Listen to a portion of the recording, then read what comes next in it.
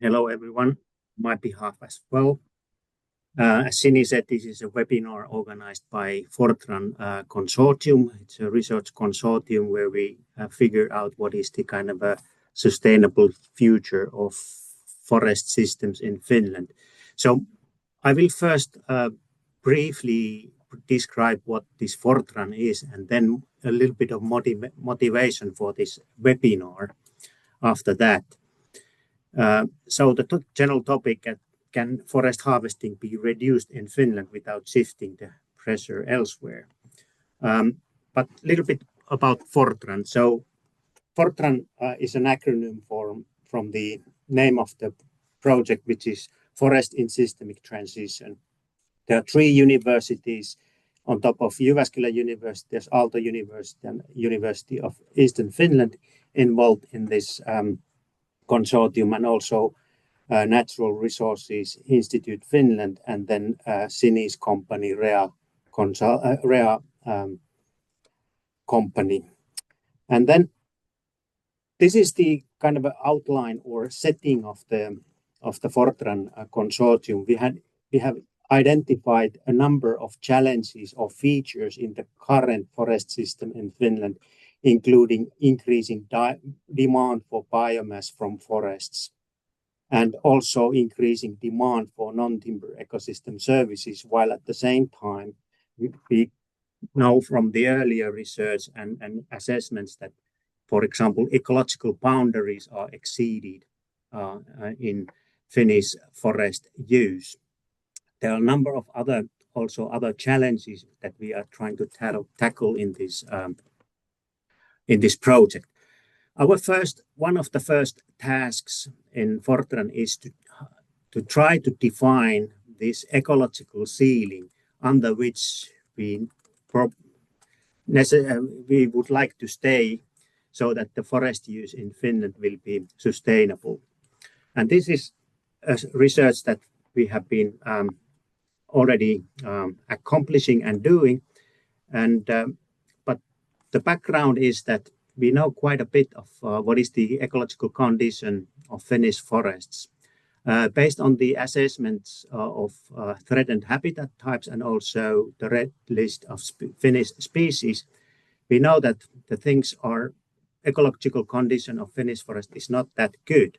For example, more than 3/3 of the forested habitat types are threatened, so in danger of losing their characteristic species and features. Yet at the same time, approximately 1/3 of the threatened species live primarily in forests. And based on these assessments, we know that the most significant reasons for endangerment of both forest habitat types and species are the reduction, first of all, the reduction of in old growth forest cover, and also the lack of individual old trees. The forests are so intensively used nowadays in Finland that these old growth forests are becoming quite rare. At the same time, there has been quite dramatic reduction in coarse woody debris, dead wood amount, particularly compared with the kind of a natural state of the forests. And also quite big changes in the tree species composition. Finnish forests still are mainly put together of kind of native tree species, but there's a lack of, or decline, not necessarily lack, but the decline of deciduous trees in our forest. And these three features are the main reasons for endangerment of both forest habitat types and species.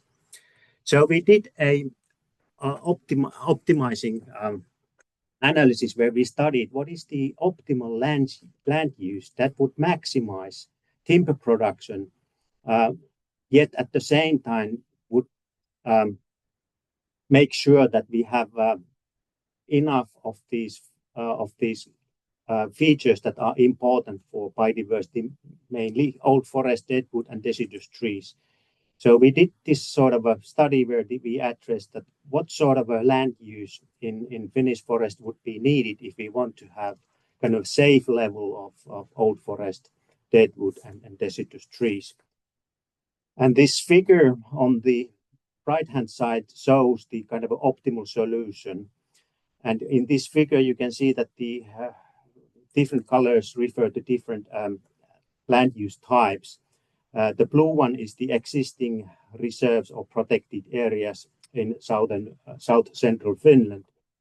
And according to this analysis, we need quite much more protected areas than is currently available or currently existing.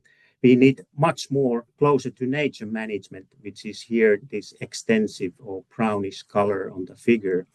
And we need less intensively used forest for timber production. If we start implementing this land use, this optimal land use, that would mean quite much lower harvesting levels in Finland that has been previously practiced. So something like reducing harvest level by 1/3. And even if we take these actions, it may take till year 2100 before ecologically safe status can be reached. So clearly we need quite much more protected areas, more closer to nature management and less intensive management of forest. And we need to lower harvesting in Finnish forest quite much. The same is obvious if we look at the forest use from the climate perspective.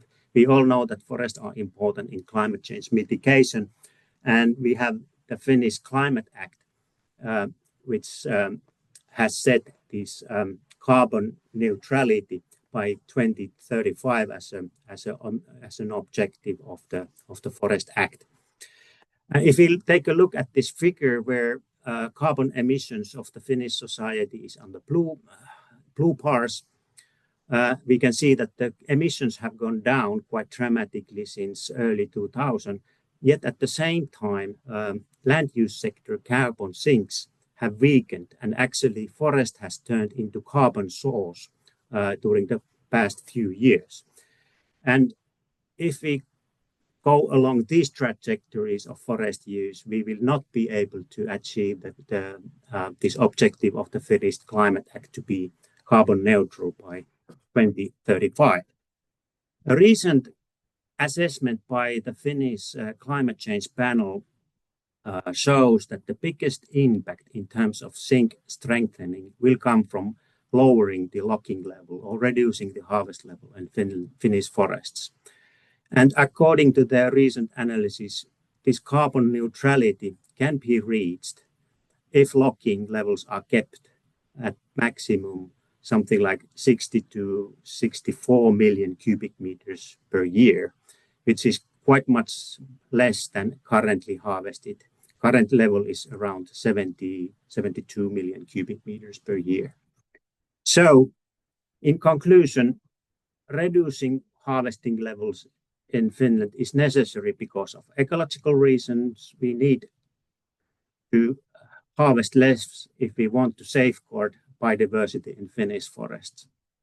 It's also necessary for climatic reasons. Reaching this carbon neutrality of the Finnish society is not doable if we don't strengthen the land use sink, basically forest sink of carbon. It's also necessary maybe because of social reasons, because more than half of the Finnish citizens support reduced logging in Finland because of environmental reasons. So this is obvious, but if we take a look these things from a global perspective, would those reducing harvest levels in Finland be beneficial if we look things from the global perspective? So what are the global effects? It's a critical question, what are the global effects if reduced harvesting, particularly if it leaks out? So the question is, will biodiversity and climate benefits within Finland be offset by increasing harvesting in other regions?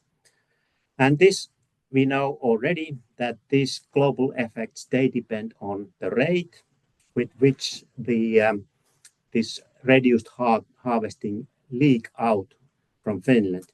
And it's also critically important where harvests leak.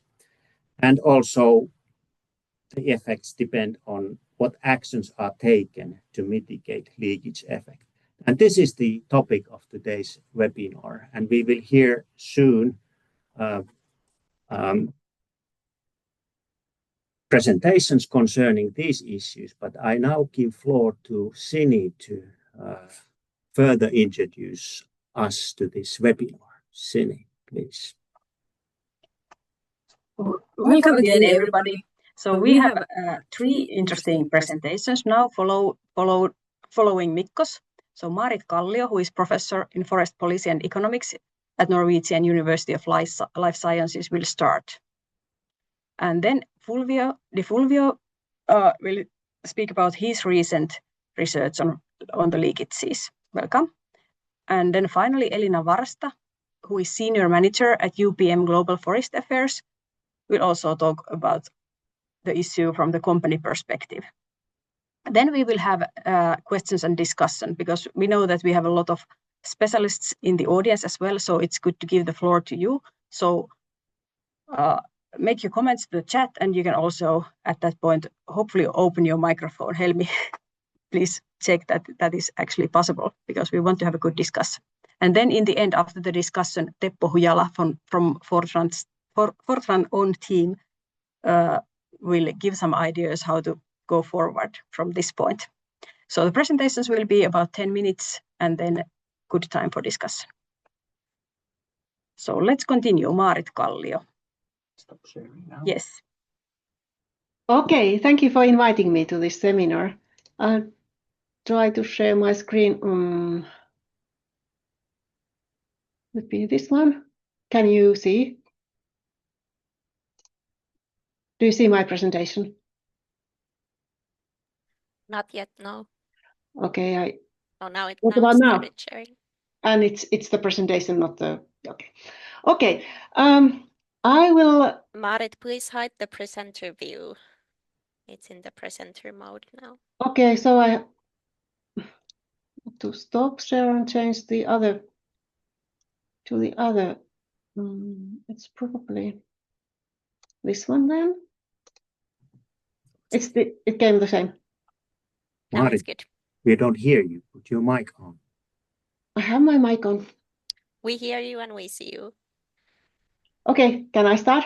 Oh, Nope. Go ahead, Maarit. I think it's in the other end. okay. Yes, I will. We have done studies in the leakage project financed by the Finnish Forest Foundation, both under European biodiversity strategy leakage and the LULUCF regulation. And I will talk about this LULUCF regulation, this climate issue Mikko referred to just. So I will evaluate the leakage impacts of and cost of the European Union's LULUCF regulation for the second compliance period. I will briefly tell you about the research method, then go to the background and assumptions, results, and summarize. Well, like typically in this kind of policy analysis studies, we compare scenarios. So we compare the baseline scenario, where the global forest sector develops without any new policies, to a policy scenario. In our case, the policy scenario is the case where the European Union countries and Norway are achieving their LULUCF carbon sink targets for the second compliance period to start. And to get numbers for these scenarios, we need a model, and we use the global forest sector model FORMEC to simulate these scenarios. And this FORMEC model is a global forest sector model based on economic theory. We have in the model consumers and producers in 117 world regions, and we assume that these agents maximize their welfare in competitive markets, and then the model finds the equilibrium quantities and prices for all the economic concepts. And this is quite a detailed model. We have 8 roundwood categories and all the byproducts from the forest industries, different pulp types, paper and pulp production at the mill level globally, and for instance, all the recycled paper grades. But then I go to the results. So the question is if the European Union's LULUCF sink targets were met, what were then the consequences to the forest sector? What is the production leakage? And what is then the CO2 kept away from atmosphere? And what kind of cost would this bring into the European Union countries when we also have this leakage phenomenon? You know that the LULUCF regulation draws land use, including forest, into climate change mitigation. And we are now living in the first compliance period where there are reference levels for forest carbon sinks. And if the countries don't meet the reference levels, it's an emission, and you need to, for instance, buy units from the other member states. Now it's so that almost there's no emissions really to be bought, because most of the countries are struggling with meeting their emission targets. But still, the European Union has now tightening the targets, and in the second compliance period, we have a common target of 310 million CO2 at the European Union level. And what is missing from that target is allocated to member states based on their share on the managed land in the European Union.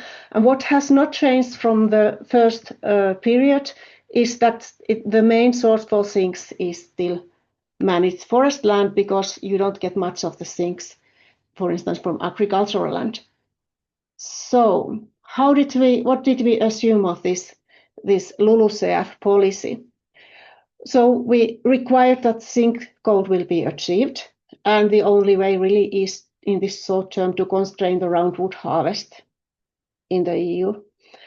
And because the sink has not been divided now to the forest, we assume that the other sectors also can contribute a little bit, so they improve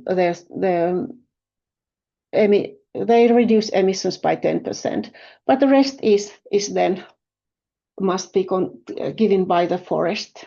And we ignore the fact that basically there are some plans of tightening the goals, climate policy goals, after 2030. And now I go to the results.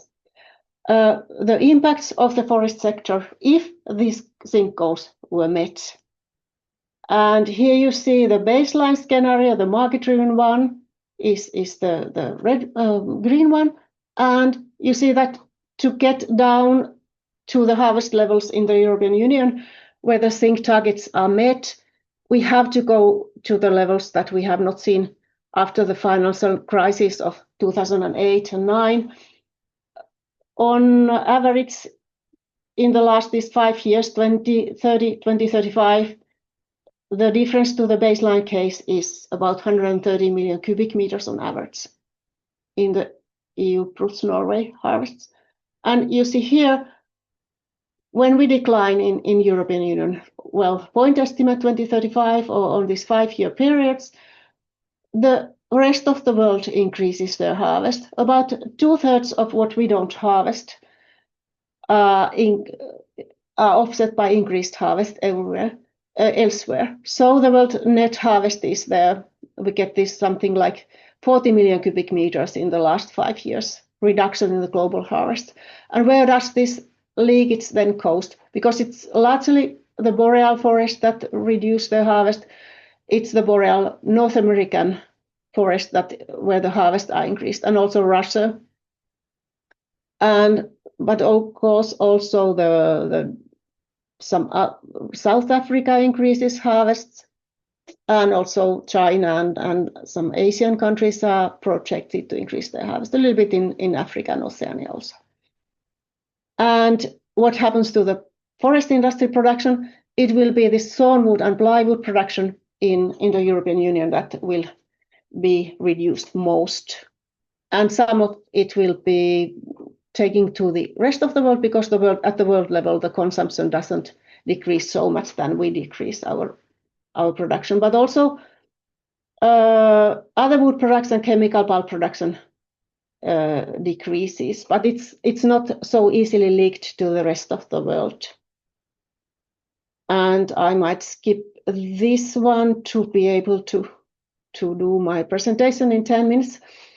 So we also looked at the impact on the global emission balance of this, achieving these policy goals. So when we reduce harvests and the consumption of forest product decreases globally, despite of the leakage impact, the harvested wood products store less carbon, and we also lose some substitution benefits in the production phase when we use other materials instead of wood, and at the end of life state when we don't have these wood products to be incinerated for renewable energy in the end of life. So I will skip these ones and I go directly to these effects. So in the last 5 years, the decline in the use of harvested wood products could come with an emission increase of some 26 million tons of CO2 per year on the average of these 5 last year periods we considered. The part of this comes to this decrease in global harvested wood product carbon sinks. And then there is emissions from using substitute materials. And then there are more emissions when we don't get renewable biomass in the end of life. So this adds up to this 26 million tons of CO2. And then, of course, because the global harvest decline, we get some increase in forest biomass sinks, and this I estimated in this 5-year period about 48 million tons CO2 annually. So we see the net effect of these lost benefits and increased sink is about 22 million tons of CO2 reduction globally per year during these 5 years of projections. And this was obtained when we harvested 130 million cubic meters less. And now we can see something about this. What does this then means in the policy cost level? What does the CO2 ton cost with this policy?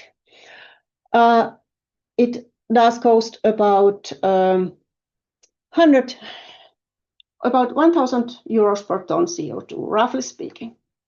If we only value the cost at what the price of wood is at the harbor or at the mill, the cost varies between 600 and 700 euros per ton. But when we also consider multiplicative economic effects, considering the direct effects only, we come to this about 1,000 euros per ton.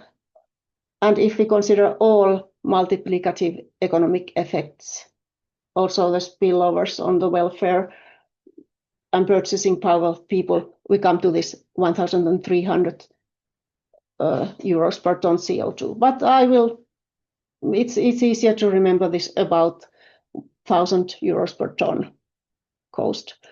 And of course, there are lots of uncertainties in the projections, but what if I was like 100% wrong? We would still be at the cost of 500 euros per ton, which is way higher than cost of many other climate mitigation means, which we typically think that they are very high and too expensive to exercise. And then summary with some additional points. If the LULUCF targets or the biodiversity targets, which are a little bit more moderate, were achieved, wood prices would increase globally, but forest owners' income would decline in the European Union. Forest industry production decreases most in the sawmill industries in the European Union. And there's this increased harvest pressure in the rest of the world. And in the biodiversity study, we looked at where compared to the indicators, and we find that the leakage took place to the countries where there were higher species richness, weaker protection coverage, and less regulated use of forest than in the European Union. And if the LULUCF zinc target was achieved, there would be this massive leakage from EU to the rest of the world, and we would gain rather little of climate benefits, but a huge income transfer, something that is kind of not controlled. If you would like to transfer this income to the rest of the world, we would maybe would like to use this money in more targeted way than just via this random leakage effect. But in the end, we have to remember that there are no ways. It's practically a mission impossible to reduce harvest so that we set regulation that you are not allowed to harvest and who is allowed to harvest. In this sort of time, we should have this legislation next year, and it should be everywhere in the European Union simultaneously to avoid the leakage from Sweden to Finland, or Finland to Germany, or Germany to Poland, etc. So in the end, the countries end up just paying for the non-obeyance of this policy that would have been very expensive in the first place. And then that's all. I thank you for listening, and also mention that Elias Garvik was with me studying these issues. Thanks. Thank you very much, Marit, for these interesting comments. And now we have Fulvio. The floor is yours. Hello, everybody. I'm Fulvio Di Fulvio from IASA, and I will start to share my presentation very shortly.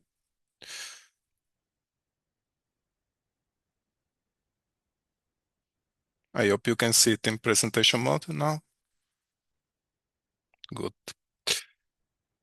So, thank you for inviting me to present today on perspective from the studies which we have conducted here at IASA together with my colleagues. First of all, my colleague Pekka Lauri, on economic impacts of different policies and their implications in terms of leakage and how also to contain these leakage impacts. And I will start with the first slide in the sequence, which is about which question we would like to reply during this presentation. So we have, I think, three big questions. How a policy implementation in the EU could impact harvest levels and eventually create some leakages? How could leakages impact the global biodiversity? How could we reduce these leakage effects without reducing societal and climate mitigation demands? And especially this last question, as we have seen from previous presentations, is very critical. So we start with this first question, and starting from a paper which was recently published. You find it here on the screen, and you can read more in the paper. And what we did in this paper was to analyze the possible impact of one policies, which is the EU biodiversity strategy implementation for 2030. And under this policy, we would like to strictly protect in Europe, in the EU, 10% of the land, and to protect another 20% of land where we, in the case of forest, identify closer to nature management measure. And the key of our study, aim of this study, was to create different scenarios where we analyze different implementation options for the policy. We had, of course, a reference scenario, which is current protection, so where we didn't change protection over time and we keep the current level. We had a EU scenario where we implement this target at EU level without any country consideration. And in this EU scenario, we implement the policy in a way of considering this 10% strict protection and 20% closer to nature management in the forest land, with also protection in primary and old growth forest. As a consequence, in this EU scenario, the model chooses mostly to protect the less profitable land in Europe and to then increase the protection there. We had another scenario, which is the country scenario where we allocate this target to each single EU country. We had a green infrastructure scenario where we allocate the target to each grid cell in our model, which is a 50 by 50 kilometer grid. So we simulate the creation of a green infrastructure. And then we had 3 scenarios which had the same objectives as the same representation of objectives as the scenarios above. But in this scenario, we force 30% of the forest land to be strictly protected instead of the 10 plus 20%. And in all these scenarios, we interface them with a single wood demand, and this wood demand it's aligned with the middle of the road societal growth in the term of GDP and population in Europe, and with the climate mitigation ambition, which is aligned to the EU climate neutrality in terms of bioenergy demand. This was done with the GloBiome model, which is similar to the model described by Marit. It's a partial equilibrium economic model with representation of the forest and bioenergy sector. It represents also the forest industry, and it's an optimization model with the representation of the global regions. Here we have, in this version, 58 regions and would trade between the region.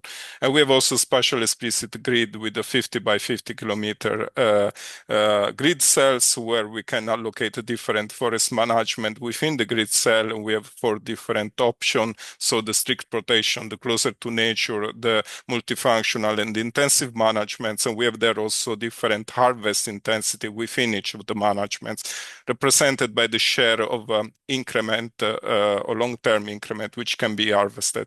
And we have also forest stage dynamics linked to each management class. So to come to the results of implementing this policy, we see that if you project the future wood demands under the current protection scenario, and then we look at the harvest level, we will still need to increase by 20% the harvest level to satisfy the demand for mitigation and from the growth of the EU population and GDP, so the societal growth. But at the same time, then if we try to look what happens if we implement the protection scenario, we see there is a drop compared to the current protection of harvest. However, this drop is in the range of 5 to 10% compared to the current protection scenario. We can still increase in the future the harvest levels. However, if we implement the 30% scenarios, which are here the dashed lines, you can see that there could be even be in the short term under this country implementation of the target and the 30% strict protection, a drop in harvest levels. And of course, the scenarios, as I presented at the beginning, will imply a different distribution of the areas. So we will have, starting from the EU scenario, more allocation in Central and Southern EU, where wood harvest is less profitable, where we have already more established protected area, which are the first ones which are targeting the model for expansion of a new areas to protect. Then we have this country scenario where we have the target at the country level. We see also major parts of Sweden and Finland aligning to the target in this case. And then we have this green infrastructure where you will see that the protection is spread all over the different grid cells in the model. What means this in terms of harvest distribution in the EU? We see that in the case of the EU scenario, mostly we see an impact in Central Southern EU, and here a reduction of 5 million, so over 5 million in harvest appears in France. When we implemented the country scenario, this reduction over 5 million cubic meter in harvest appears also in Finland and Sweden or in Germany compared to the current protection scenario. And finally, when we implement the green infrastructure, also more countries participate to this reduction of harvest. Here we can identify a first leakage, and the first leakage which we have seen is the intensification of harvest intensity in non-protected area. because we allowed an intensification in non-protected area in the models, so that areas which doesn't participate to this target could increase the share of increment which can be harvested compared to the potential increment. And if we start from a current situation in this non-protected area, which is around 65% of the increment, already in the baseline, we see an intensification. But when we implement the scenario, we see that the intensification could reach 85% of increment being harvested in this 10 plus 20 implementation. And in the case of the stronger translation of the policy into land targets, we see here that the intensity of management could exceed even 85% of the increment. But we have also the aspect to look, and it's the impacts outside the EU. First aspect is to look what happens to the trade competitiveness of the region. And here we see that compared to the current protection scenario, in all the different scenarios, we see a drop of exports. Here we are looking at the net export as an aggregated measure of export of roundwood and semi-finished products from the forest industry. And if we look at these scenarios where we enable the strict protection, we can see also that the net trade will go under this zero level, which means the EU start to import wood from regions outside Europe and becomes then a net importer of wood. And this calls also us to understand what are the global implications. And as in the previous studies, we have seen that when we reduce harvest in Europe, this reduction translates also in the harvest leakage of roundwood outside Europe. And when we, for 100 units reduction in Europe of harvest, we see that up to 80% or 80 units will be needed to be harvested more outside Europe. So the harvest will increase by 80 units outside Europe.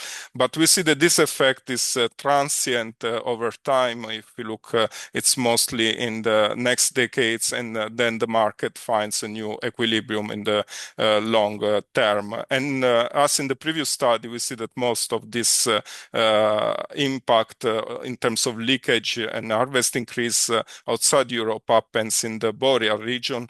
But over time, we see an increase also from temperate and tropical forests. And this is very important regions in terms of biodiversity impacts.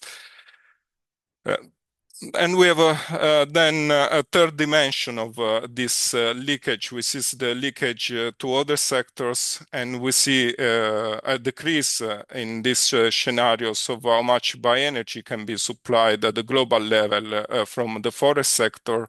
And this triggers third dimension of leakage, which is the leakage to the energy sector, and where bioenergy is supplied to complement the same mitigation ambition from energy crops and energy plantations, which we can see needs to increase over time their harvest to contribute to the global reduction of wood harvest.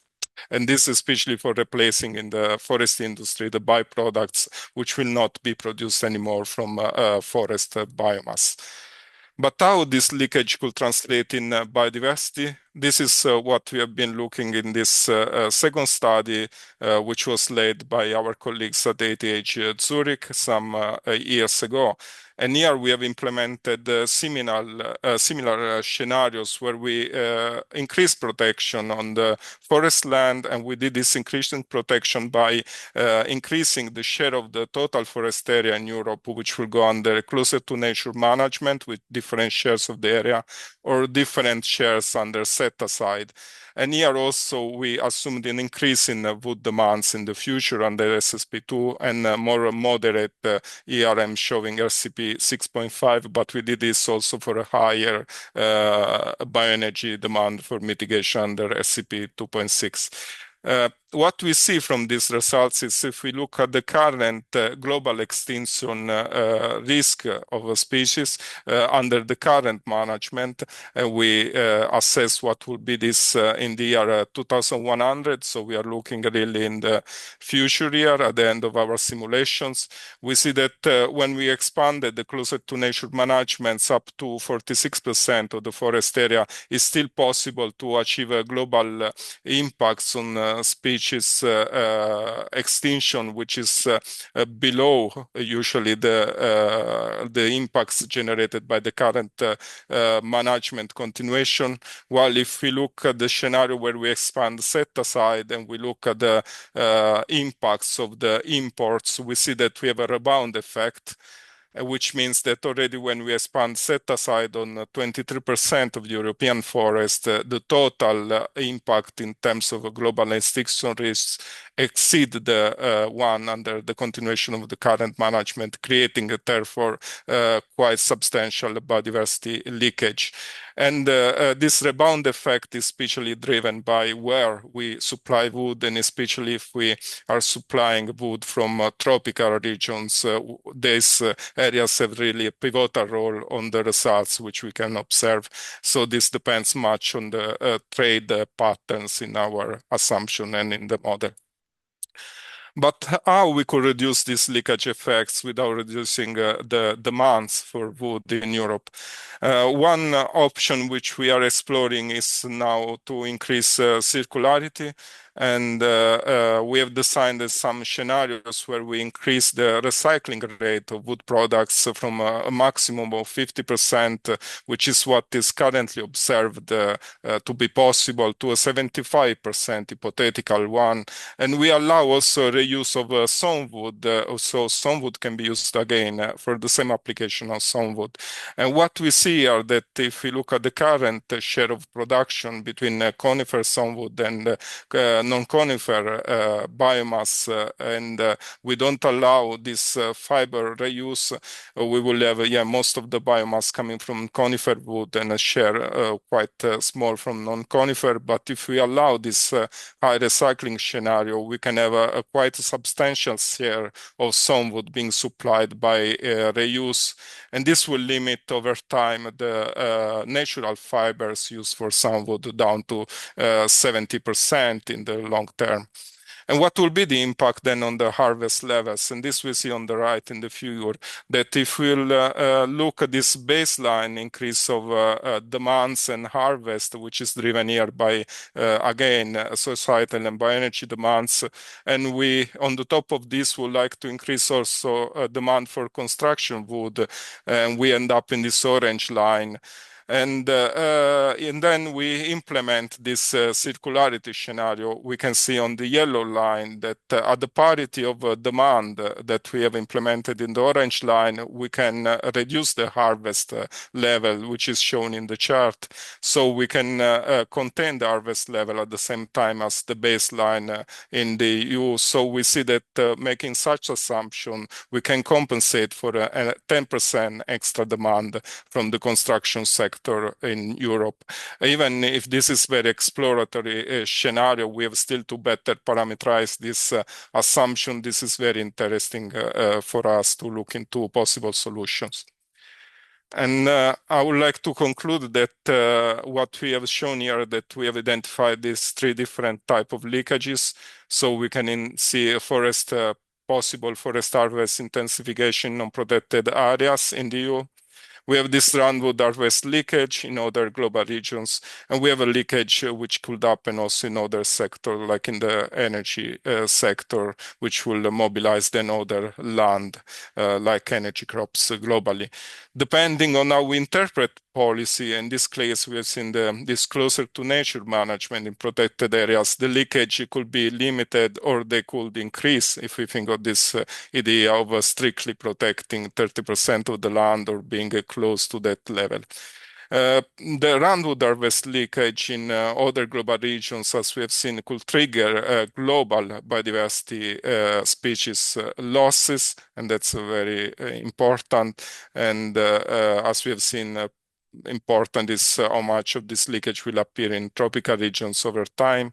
And this more circular economy development could be an interesting mean for containing wood harvest volumes, and this could possibly translate in reduction of leakages outside the EU. With this, I would like to thank you for your attention. Thank you very much, Fulvio, for these very interesting viewpoints. And next, we will have an industry point of view from Elina Varsta from UPM. Welcome, Elina. Thank you, Sini. Let's see, I will share my screen. Just a moment. Why doesn't it? Let's see, I had a problem earlier, it took a moment, but let's see if it allows. Okay, I tried to share my entire screen, if it would work.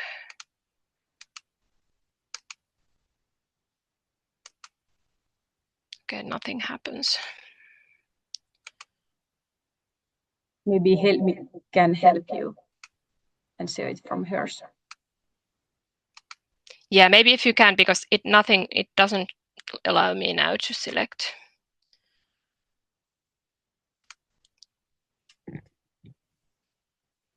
Just a minute, but you can try again if it works. Yeah, I can try again. It kind of like it worked after a while when I tried, but now it doesn't show me at all the option.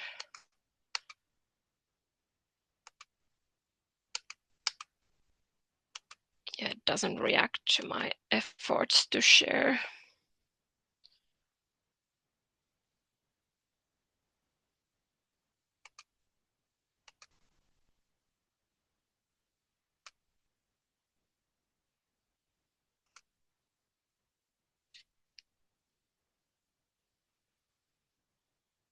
Okay, great. Okay, so thank you for inviting me also to participate in this interesting discussion on harvesting leakages. So this has been discussed also on other forum earlier. So I think it's a nice opportunity to exchange views with other experts on this topic. So next slide, please. Just shortly who I am representing. So I'm working for UPM, and UPM is a global forest products company. We own forest in different parts of the world, in Finland, in United States, and then plantations and grasslands in Uruguay. And we have mills, different kind of mills, paper mills, pulp mills, plywood, biochemicals, and so on around the world, and 190 million of end users worldwide. Next slide, please. I will just quickly touch a few topics, but mainly just kind of giving you an overview, as we are a global company and operate in multiple different countries, but there are these certain key principles that we apply everywhere we operate, and these apply both to our own forest and plantations, and also to the whole wood sourcing. I mentioned few examples from there. For example, we have 100% traceability for the wood origin, so we know exactly all over the world where the wood we use is coming from. And our major tools for ensuring sustainability are forest certification schemes. So FSC and BFC, especially in Europe and Uruguay, and in United States, SFI certification. Maybe we can jump to the next slide. So I will focus on our kind of practical examples. So, okay, the forest certification schemes, they are the kind of behind the basic operations. But then in addition, we are a big forest owner, so we can set an example of how we operate in the forest and in the plantation ourselves. And I have picked you some examples that how do we make targets and measure our forest sustainability in different areas. So we have a forest action program, which is our global forest responsibility program. And it's a framework that ties the different regions and actions together.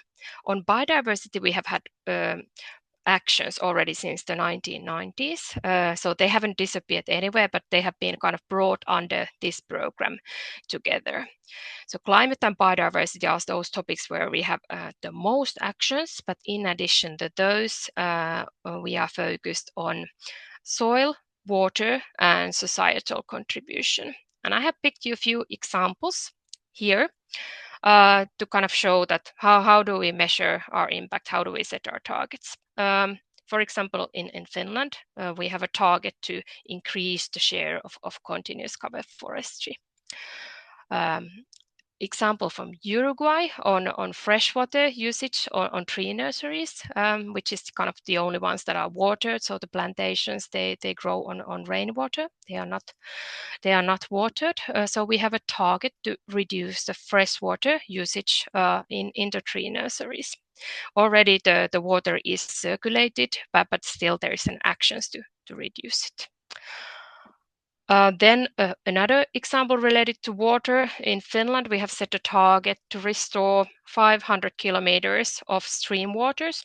And this is a cooperation between our UPM Forest, which is the organization that is sourcing wood and managing forest for all of our mills operating in Finland. And together with UPM Energy, which is the business that is producing energy, so actually owning also nuclear power, but also then this water production.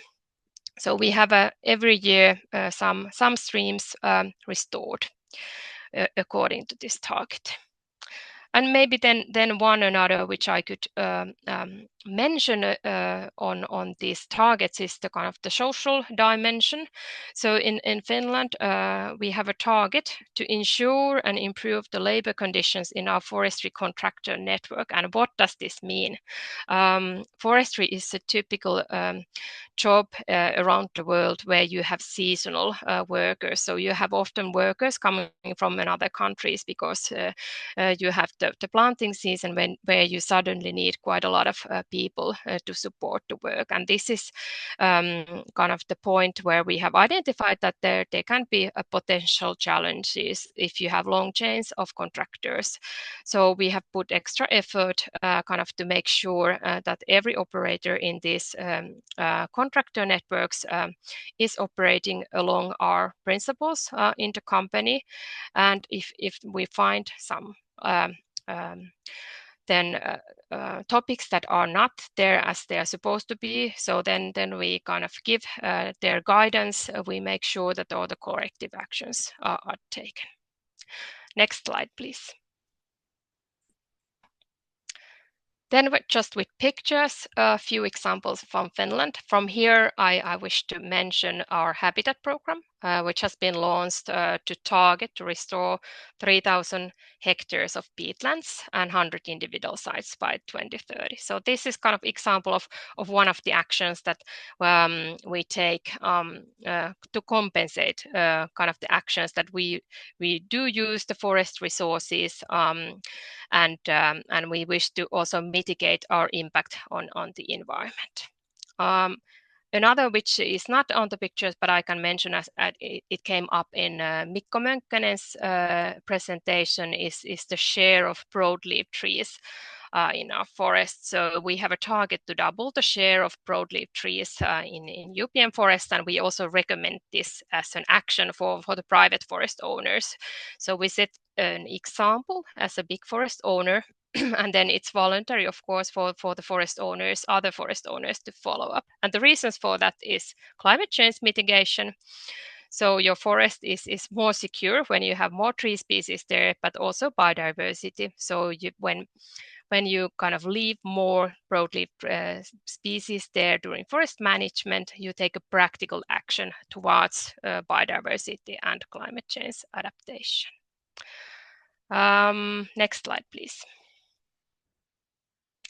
Then I wanted to also kind of give few examples from Uruguay, because we also get questions on if we, for example, reduce our harvesting in Finland, does it have a direct impact to Uruguay? But maybe not so simple, because these are often different products. even though in the long term there might be connections to this. But as an example from plantations, so there is always identification of the biodiverse areas which are left outside planting. So 40% of UPM's lands are in the original use, so that can be cattle grazing, or then it can be these protected areas, which is about 20% of our land. And on the middle picture here, we have an example of kind of these active actions that we do for engaging the local communities. So we have established a visitor center in one of the protected areas we are managing ourselves as a company, and the idea is to bring the visitors there. So for example, school children and university students can go there in the area for guided tours to study the biodiversity in the areas. And another example is the soil carbon project, what we have with Natural Resources Institute Finland, where we are studying the soil carbon implantation, because there is only very little literature available on this, and we want to improve the carbon measurements. So we follow the carbon sinks both in our forest and plantations around the world. Next slide, please. Okay, so those were the few examples. What do we actually do kind of to make sure that even if we harvest, that we would also have a positive impact on the carbon sinks, on the environment, on the soil, and the society.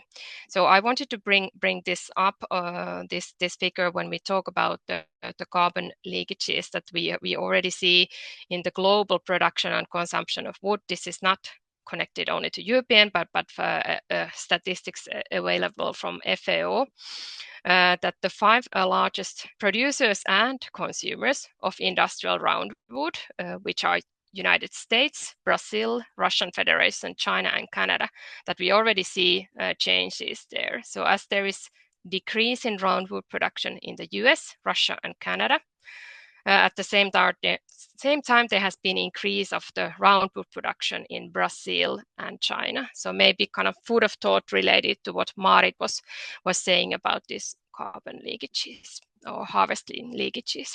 Next slide, please. And then one example of a practical harvesting leakage, what we have seen in Finland, in connection to the wood sourcing that has stopped from Russia. So for the whole industry, about 10% of the wood that has been used in Finland originated from Russia prior to March 2022.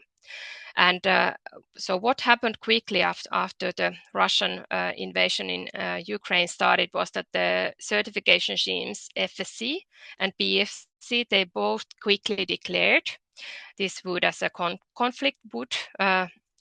And that then resulted also that the companies very fast stopped sourcing wood from Russia.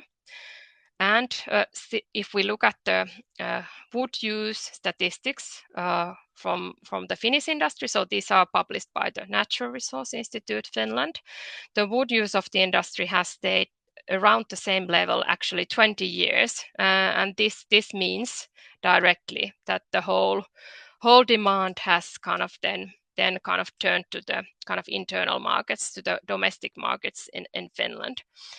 So there is, of course, effort to harvest on neighboring countries from Sweden, from the Baltics, but it's quite small quantities. So this has meant also that there is more demand, more harvesting at the Finnish market. But then, on the other hand, I would like to remind that it's not so simple. Okay, this is something that we have seen as a company and is happening at our sector, but we have also other policies impacting here, like the Renewable Energy Directive, which is encouraging and demanding more use of renewable energy, which is wood for us in Finland. And also we have phased out from using peat as energy, and it has also increased then the demand of energy wood. So there is kind of other factors impacting the wood use here. Next slide, please. So I was presenting you kind of several different topics and views on this related to this harvesting. So there are multiple ways to kind of ensure the sustainability in sourcing wood. And for us, the main tools are the forest certification schemes, FSC, BFC, and SFI. But we also have other tools as a big company. So we have this forest action program where we want to set example for other operators how to manage the forests. But then in the end, it's up to the forest owner to decide what they do in the forests. On the other hand, there are multiple factors which impact the demand of wood and harvesting level. So it's wood price, wood availability, distance. It doesn't make sense also to harvest from very far, because otherwise the logistic costs will come too high. So it's not, even though you can always consider that, okay, what immediately happens if harvesting starts in one region, it's true that there is an impact to other regions. But if we consider, for example, whole EU, of course, the distances start to impact there also. So these kind of quick changes in the industry won't happen immediately if we change the harvesting levels, but then in the longer term, of course, it will have an impact if there is not enough available wood for the industry. So from our point of view as an industrial operating, we see that discussing only harvesting levels is often oversimplifying complex dynamics. And this is connected both to this EU biodiversity strategy, nature restoration regulation, and then the carbon sinks. Like in the carbon sinks, we know that the harvesting is only one of the elements there. There is multiple other factors, like in other European countries, the forest age classes, the understanding of the forest soil, and so on. But at the same time, it's very important to discuss these topics, but just to kind of keep in mind that they are more complex just than simply the harvesting. Thank you.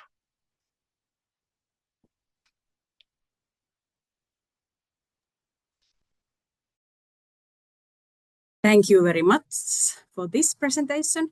And I think it would be nice to have a quick round here, comments from the other speakers. So maybe if something urgent came up, like for Maarit, Fulvio, or Elina about the other species, then you could have a quick round, and then we could open the floor or your mics. So you can just like raise your hand from the audience, and I will open your microphone. And I think, Jakob, you wrote some good comments there. So it would be good that you started after the panelists, and maybe you can just say your comments aloud, because it was quite hard to like listen and read at the same time. So Maarit, would you like to start? Okay, I might add about this question about the leakage. If there are chances of reducing the harvest without causing the leakage, that's what, like Elina mentioned, that it's this energy use of wood that has increased quite a lot. For instance, in Finland, the forest industry has not increased its use of woods in this century, actually. But it's and that's if we could get this household fuel wood, for instance, and some other parts of this bioenergy use, like bathing in the sauna with wood fuel. It would not leak to some other countries if, for instance, in the Nordic countries we used less wood for heating, and also the same applies to the other European countries. Yeah, I don't really have at this point other things to add. Our results with European biodiversity strategy study are much in line with one of the Fulvio's scenario. Yeah, thanks. Thank you, Maarit.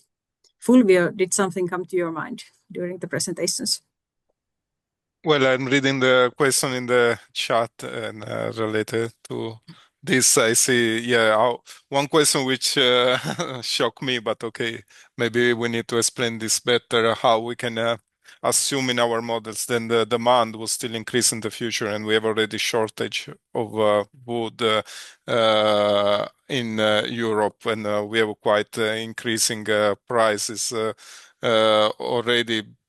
Well, as I said, when we look in this demand growth, and this is a bit standard way to do in this type of model, we look in some scenario framework where we have how the population and the GDP is expected to develop in the EU, and we look how was this linked to in the past to the wood demand and the elasticity of the demand for wood connected to GDP and population growth, and then we try to project in the future how the demand will grow based on that. And at the same time, another dimension we consider, which Maarit has mentioned, it is bioenergy demand increase, which is a factor usually which is linked also to the mitigation of climate change. So these are the main dimension, and from considering this dimension, usually you observe in most of the scenarios that there could be an increase in of even more than 100 million cubic meter at the European level in wood demands in the future. Of course, we could explore scenarios which are different than these ones, like keeping the current harvest levels unchanged. And there is a lot of discussion on this. And there is also currently a revision of this SSP framework, and where there is practically this design of the scenarios on the SSP, on the population and GDP growth in Europe. So that is something actually happening, but okay, there is also a lot of different new narratives about the growth, like the IPBES Globalis has been developing this narrative where you will assume that you will try to even reduce the current levels of production, decoupling societal growth from wood demands, but this is not yet, I think, being modeled so properly in our models, and that's, I think, it's a good point that we have in the chat. Thank you. Elina, did you say your things, or would you like to make a quick comment to Maarit or Fulvio's presentations? Yes, maybe I can. Thank you, Sini. Maybe I can comment on that at least what Fulvio was talking about, the kind of moderate growth of demand of wood products that I have also seen on other kind of estimations, similar views. So from United States, this Department of Agriculture and FAO, they have also predicted it's a moderate growth. I think like from 4 to 6%. Or something like this, kind of compared to population growth. But I mean, a lot of this is just connected to that we are operating in global markets, and we do have population growth. So of course it's still kind of really it could be much more, but I mean there is more population who do need different products in their daily lives. So and of course for us in more developed regions we should reduce the consumption and so on. So there should be a balance, but that's something that we cannot change in the society, that we do have a population growth, and that will have impact on the demand of different products around the world. That's certainly true. But Jakob, would you like to speak now?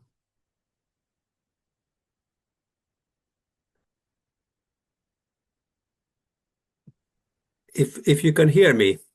Yes, we can. And even see me, I don't know. No, we don't see you. I can see only the panelists here, but okay. Yeah, hello. So I am Jakob Donner. I'm Neil from University of Eastern Finland, and I'm kind of an expert in global forest industry. It's hard to be an expert on that issue because especially the Chinese markets it's very hard to get any reliable data on that. But my main question that I put into the chat is that yes, leakage is real, but how much and where, and especially in a situation where it seems quite difficult for Europe to increase its loggings. I mean, with these forest fires and insect outbreaks and high timber prices. So that's why I asked why you lean so much on a quite optimistic scenario on growth of loggings and also then production in Europe. And then even more important is that in North America loggings have decreased 100 million cubic meters during 20 years. That has many reasons, and forest fires and insects and so on have only impacted that in recent years, but it's mainly markets, decreased production and so on.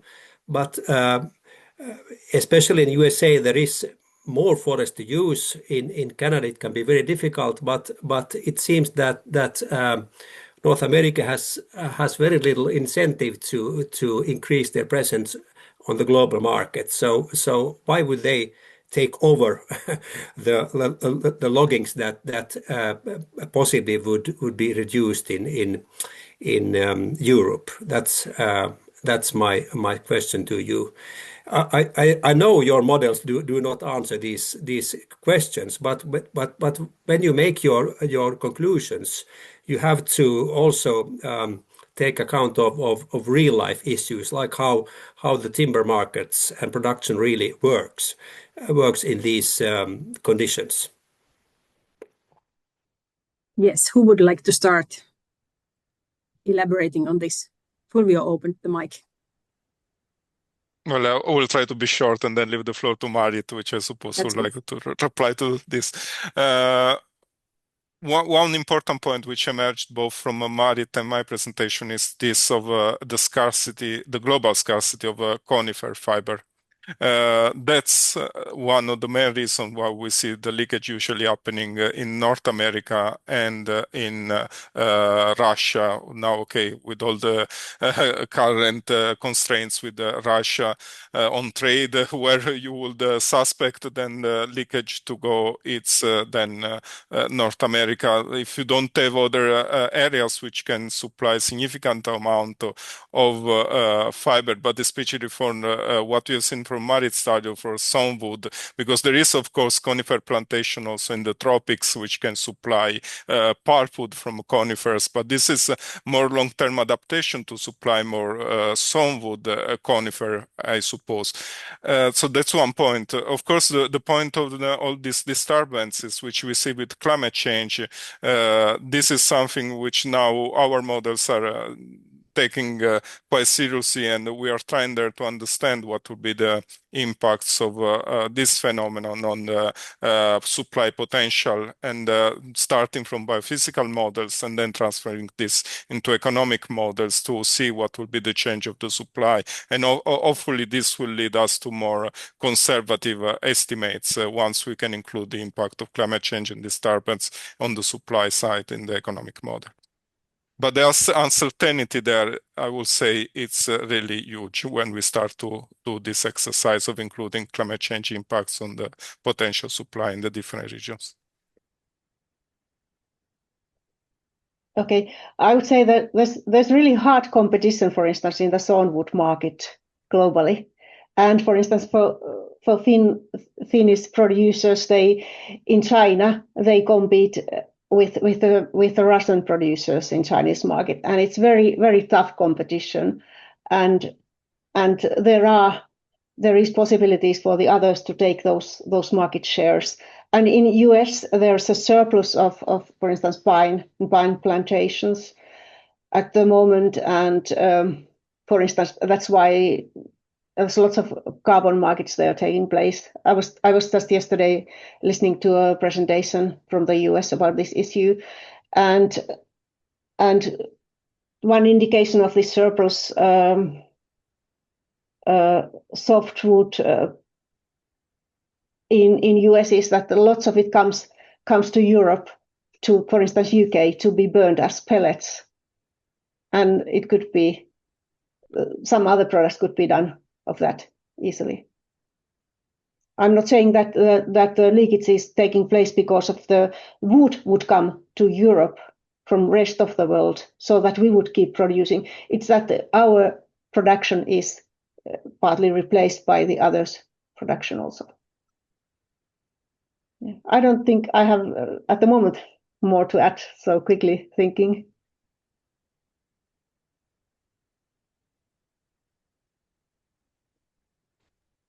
Would anybody else from the audience like to read their questions aloud?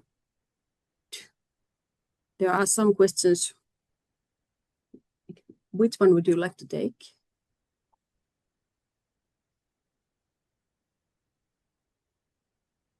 For instance, is this one from Matthew in macro model, who pays the cost of the avoided CO2 emission? To which economic agent should we attribute this cost? Do you have an opinion on this? And it should be quite quick because we have 2 minutes before Teppo's presentation.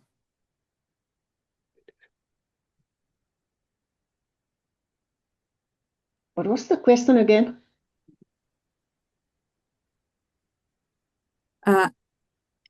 In a macro model, who pays the cost of avoided CO2 emission? To which economic agent should we attribute this cost? Well, maybe this is about what I was talking about. Yeah, eventually the cost will be paid by this cost would, if we get these zinc targets accomplished by reducing harvest, it would be the economies of the European Union that were paying the cost. And then the people. And then a super quick question from Teemu Koskimäki is, what fraction of Finnish forestry exports go to other European countries and North America? Does anybody know about that? Elina, do you know? I don't remember the kind of like exact statistics. I know that at least for us, the most important customer in Europe is Germany. So there's a big population, and so it's usually connected. The size of the population who has, which society, for example, has still tradition to use more paper, for example. So this has the impact on the dynamics inside Europe. But I don't know the whole industry. How does it go? Oh yes, and Jakob has actually already answered this question at the chat, so at the Q&A session. But now, let's give the floor to Teppo for his final comments.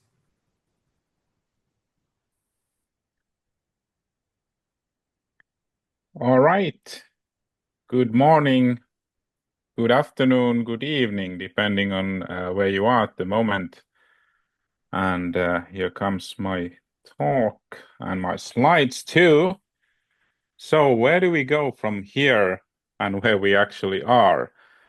It appears indeed that the leakage is a phenomenon that does exist, and there are various reasons and various ways how it happens, and also various risks associated to that, especially in terms of climate and biodiversity and associated economic and social consequences. But what I'm going to talk a little bit here today is I'll start with the conceptualization or definition issue that I find relevant to be raised here. Then I have a couple of unpleasant notions that complicate these things, and then some, let's say, aspects about the responsibilities and licenses to operate for different actors. So who could be playing a role and which kind of roles could those players play? And then possible strategies to proceed in the case of leakage does happen, so how to mitigate those various negative effects. Let's move on. So I've been puzzled and troubled a little bit with the use of leakage as a term. There might be formal definitions and categorizations out there, but I have not really seen or heard a lot of those in the current discussion and narratives around leakage. So my take here is that in principle, global demand can relocate its supply if some region, for some good reason, downscales its production, and that is a kind of a cause for some kind of a change in the market dynamics. But this relocation may not happen in full scale if there are regulations in place or other governance means that can actually prevent the leakage. From that starting point, I'm considering that perhaps not all of these complex market fluctuations that happen could be labeled as leakage, because we need to understand what leakage is and what leakage is not, and what are, so to say, normal market dynamic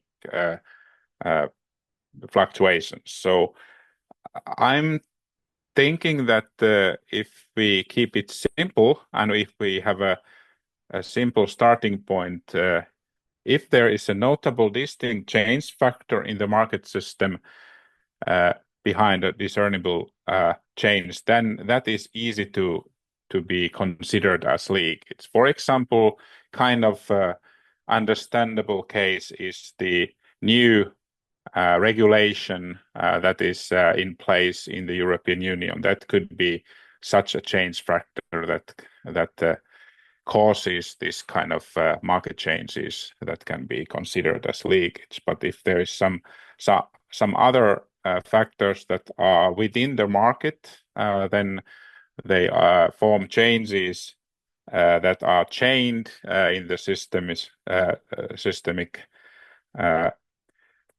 combination of phenomena, then what part of that is leakage and what part of that is something else. So I'm just thinking that maybe there needs to be some kind of a further elaboration of the definition of leakage, and also maybe some categorizations to understand different types of leakages. And then there's a notion that leakage happens towards so-called market gravity, so that it is not always the case that the leakage takes place towards the conditions or context where there are weaker governance or weaker institutions. Marit's results actually do point to that direction, and that makes sense. But as Jakob has also pointed out today and earlier in LinkedIn postings, it is not that simple. So there might be different directions where the leakage actually does take place, or where it goes, not necessarily to the places where things are cheaper or easier, but market mechanism just works so that if there is a let's say cost efficient capacity to absorb more production, then maybe the leakage can take place towards the stronger institutions and stronger governance. Maybe also that is possible. But anyway, that was my first dimension. But then these unpleasant notions that we actually have the root cause of many of our global challenges, the high global consumption, and then we face the difficulty or even impossibility of reducing the global consumption. So it would be easier to act if we would just simply reduce production to safeguard the ecosystems, and then these kind of leakages wouldn't happen. But because there is the continuing continuing and continuously increasing consumption and demand, then that puts pressure somewhere else, and that is also quite unpleasant to observe and accept. Then we could have some better functioning and upscaled market schemes for coping with the environmental harms, but we are actually lacking of those. All those are somewhere existing, but they are quite immature, especially in the international scale, and that's of course one of the requirements that are there, that we would need to have those market schemes for mitigating the public bads or some kind of negative externality mitigations, but we are lacking those. Then one type of leakage, if you may, is that if we are reducing the use of natural resources and the global demand remains the same, then there is a risk, quite plausible risk of reinforcing fossil economy instead of bio-based economy, and that is of course not necessarily better direction either. So we are just in the middle of two different types of bad futures, reinforcing fossil economy and then over-intensified bio-based resource use, which is making harm to the ecosystems. So what to do? That's quite complex dilemma. And then we, most of you, I think, know very well that we have quite high expectations and wishes and ambitions relating to the innovations to compensate economic losses with higher value-added products, but that is quite slow. So if there would be such a future, then that we could reduce the pressures to the environment and the forest areas, and then compensate that with these innovative higher added value products, then that would be good for the national economies. But it seems to be complex as well. Then about the responsibilities and action licenses. So I have divided this into three spheres. Of course, public sphere, public policy instruments and public decision makers. Then the private sphere, mainly the companies and entrepreneurs.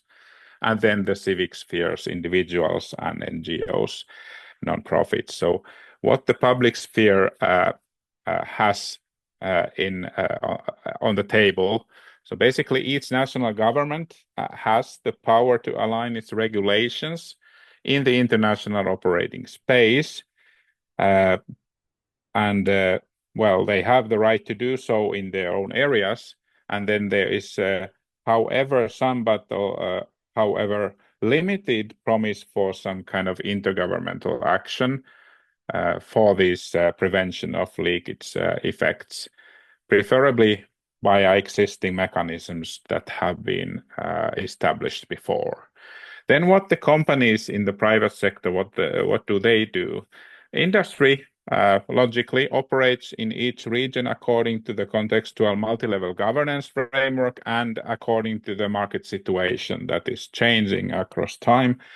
And then their own sustainability and responsibility action, their strategies and operations and actions, that actually matters. And that's the logic out there. And then I would say that about the civic action, about the opportunities to the citizen and NGO sector to influence the developments, that seems to differ quite remarkably between different countries and contexts and so on. So the opportunities, what they can do, it's really different in different places. But if we consider these ideas of reducing the leakage, then I think the example and proposal that was included in Ulvia's presentation and the work done at IASA, then I think it's quite plausible and good example that the increasing circularity would kind of help a little bit. Well, 10% is not a little bit, but it's a notable thing. But if we consider that the leakage still happens, so how can we mitigate the negative effects? And I have just the three alternative, not necessarily mutually exclusive strategies how to proceed with these ones. So one would be to use a RED or RED plus type of activities in those regions that might be vulnerable to the leakage effects. And what would that help? And how that would help? It would help because there are several good practices available over the years and even decades of activities, especially in the global south, in developing countries. However, it is, to me at least, a little bit questionable whether that would be impactful in economic forests in the global north. Perhaps not, because maybe many of these activities are already in place there. So these kind of good works might not be functional and operable there that well. But anyway, that is some kind of already established or institutionalized way of working that could carry some interesting opportunities. The other strategy could be to use not the climate induced institution, but the biodiversity one. So this international activity on biodiversity and ecosystem services. They also have the global network, and what is interesting in IPES is that they have the strategy towards 2030, which focuses on supporting policy. So that work program could introduce and upscale policies to mitigate negative leakage impacts. So there is this kind of positive